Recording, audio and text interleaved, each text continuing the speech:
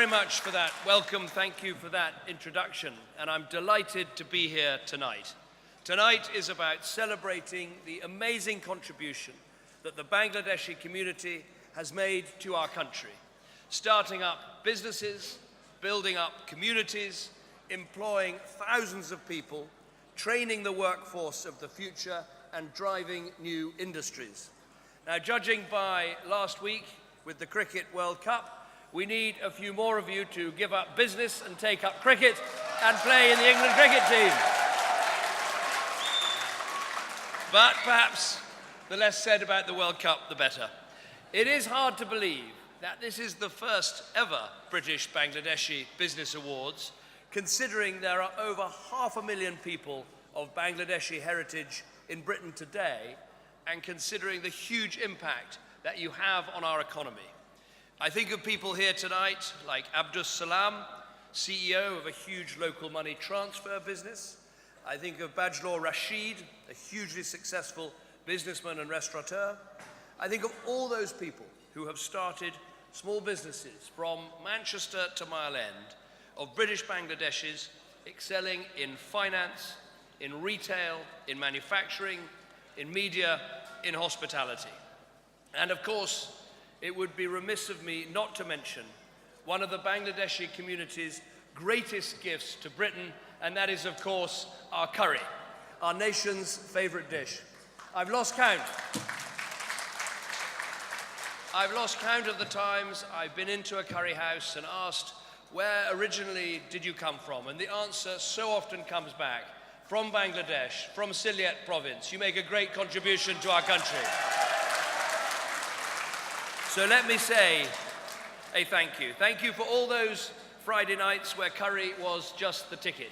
Thank you for those tikka masalas, those rogan joshes, those danzaks, and of course for the mighty chicken fowl. Thank you for that.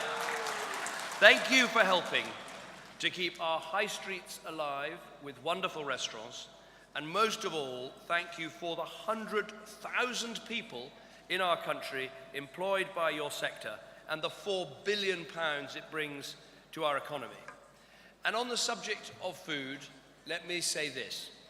Yes, we want to build united communities in our country, but we should always respect the customs of those who come and live here.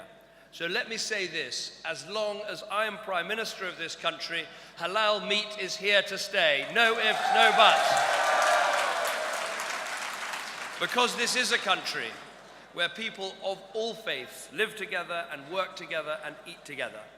We're not a great nation in spite of the fact we are a multiracial, multi-faith society. We are a great nation because we're a multi-faith, multi-ethnic society. Now, many came here from Bangladesh in the 70s and 80s, and in that short space of time, just a couple of generations, we've seen how many British Bangladeshis have risen to the top of their fields, from members of parliament to leaders of multi-million-pound businesses. But I want to see more. I want to see British Bangladeshis at the top of the judiciary, at the top boardrooms, and yes, not on May the 8th, but yes, in number 10 Downing Street too. I want children born in our country today to know that with the right talent and the right effort and the right determination, they can be all they want to be, whether they are of Bangladeshi heritage or not, wherever they come from, whatever their faith. That is what tonight is about, not just celebrating the current generation, but inspiring the next. So with no further ado, I want to celebrate our next success story for Best Businesswoman Entrepreneur of the Year.